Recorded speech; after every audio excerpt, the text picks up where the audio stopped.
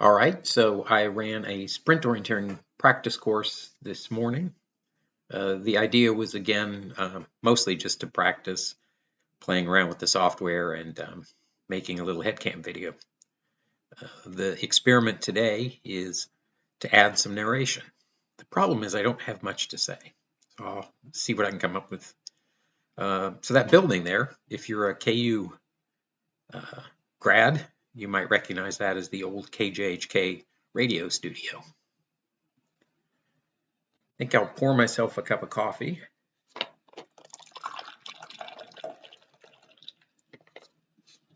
And see if I can come up with something to say. There are no controls on the course. It's just a circles. So don't look for controls.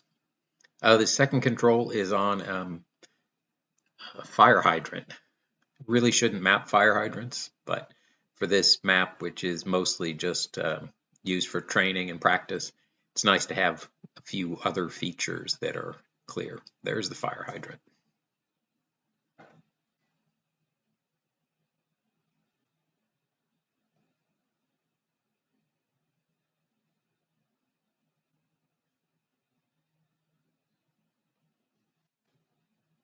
I have to check both ways crossing this road, and for some reason the camera, the horizon line seems to shift when I want to look left and right. Oh, cyclist there. This control is another fire hydrant. Again, something that shouldn't be shown on the map, but I put them in just to have some features for training.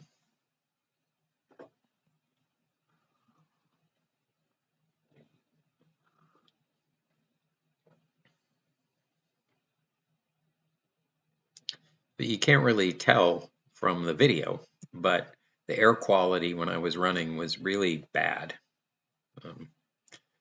When I woke up this morning, I saw that the air quality was okay in Lawrence, and but it was bad in Topeka, and that's from the prairie fires that are over in the Flint Hills.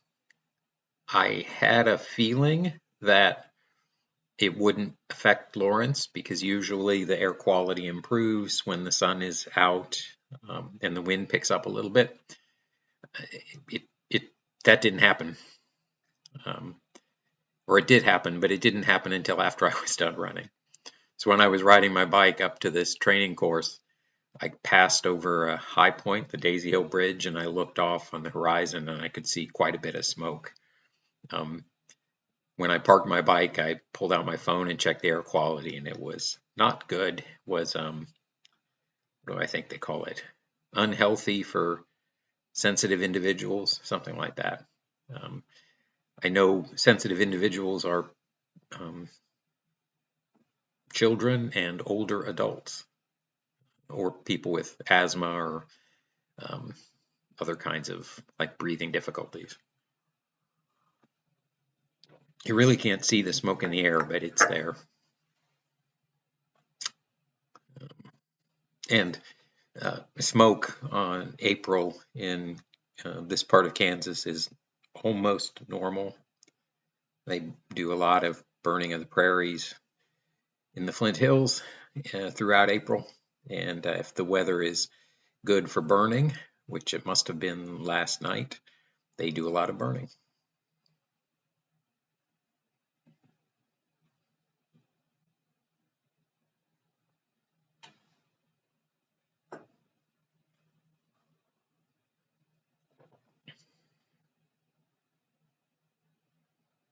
So obviously the course isn't very interesting or challenging, but again, it's mostly an experiment to play around with the software. Software I'm using is so that the route is on LiveLox. The video editing software is DaVinci Resolve, and the head camera is a GoPro GPS track from my Garmin.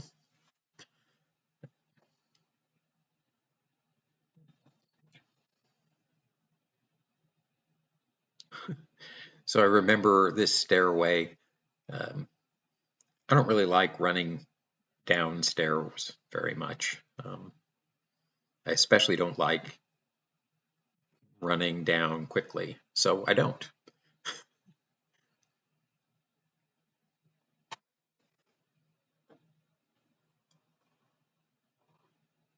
Obviously, I'm looking around, but I have no idea why I was looking around at that point. Maybe I was checking out the route towards 9.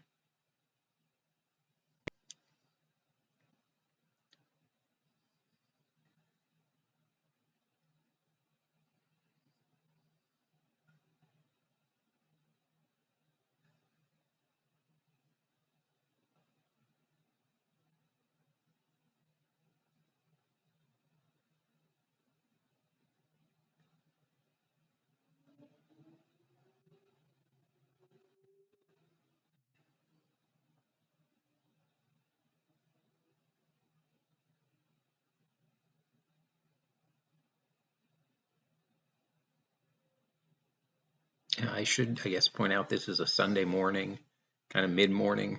Um, that's why campus is so quiet and there are not many people on the roads. If I'd gotten out, say, an hour, hour and a half earlier, there would have been, I think, less traffic and the air would have been better. When I got home and checked the apps, I ran at the peak bad time for air quality. Not something I aimed to do, but happened. More stairs to run down and more stairs to take carefully so I don't trip and smash myself. So the course is almost done, and didn't really have much to say, but it's a good way to practice with the software and play around with it. We'll see how it goes.